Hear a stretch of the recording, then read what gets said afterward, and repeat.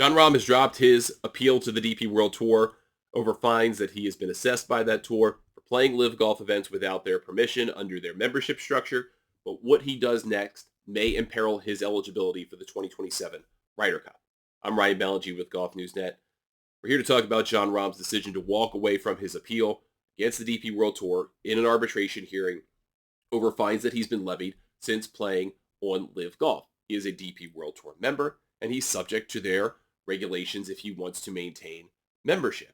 And so when he signed with live golf, every time he plays one of their 14 events on the schedule, each season that he does that, he incurs a fine because he is typically playing opposite a DP World Tour event.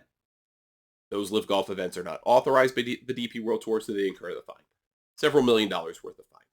And this happens to every live golf player that is also a DP World Tour member. There are 8 players who have already kind of settled this. They agreed to a proposal given by the DP World Tour that said, hey, if you basically pay the back fines and then play 2 more tournaments that we get to decide every single season, we won't fine you anymore. You can keep your DP World Tour membership and everyone's happy. Rahm does not like that proposal. He not only does not want to pay the fines that he owes, he also does not want to play 2 additional DP World Tour events as selected by the DP World Tour. He can choose to do one or the other and maintain DP World Tour membership.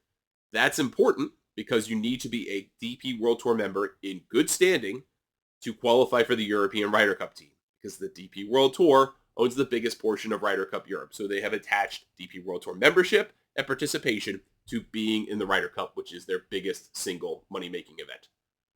Rahm, in dropping his appeals, effectively said, okay, I'm not going to fight you anymore in arbitration over this. There are several players that have gone to live that have fought this over arbitration and lost. So the writing was on the wall that he was going to lose that appeal. However, in dropping the appeal, he still does not intend to pay the millions of dollars in fines that he owes because he hasn't asked Live Golf to pay those fines. Live would happily pay those fines through the 2025 season. They stopped for 2026. So he could have had Live Golf pay all of those fines for him, and then he could agree to do one of 2 things. He could either pay the fines every year moving forward, which, probably be about $1 million. And for a guy that has done extremely well, not only in signing with Live, but playing on Live, it's pocket change for him. But he doesn't want to do that. He also does not want to play 2 additional events that the DP World Tour selects for him to play to maintain membership. He wants neither A nor B as the remedy for this situation.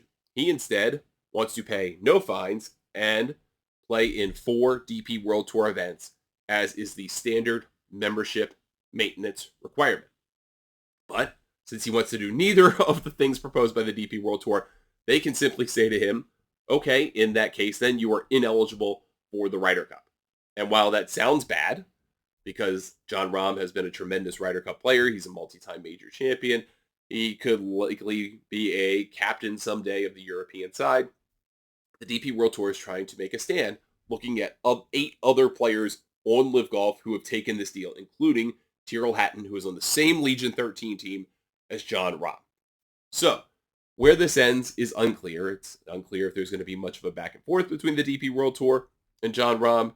Maybe Rahm is hoping some of his friends on the Ryder Cup team will step in on his behalf and try to negotiate a deal with the DP World Tour and Rahm that is maybe friendlier or closer to what Rahm wants, which is basically no change at all and no money spent whatsoever. We'll see what happens there. But you have Rory McIlroy and Justin Rose, who have both come out publicly saying that they think the deal offered by the DP World Tour is a good one. It is less severe than the one Brooks Koepka took to come back to the PGA Tour from Live Golf, and it's something Rahm should just do. Pay the fines or accept the additional requirements of events from the DP World Tour. We don't know where this is going to end, but we know Rahm has dug his feet in and is trying to find a way out to get exactly what he wants without having to do anything. Right now, it looks like that's not possible.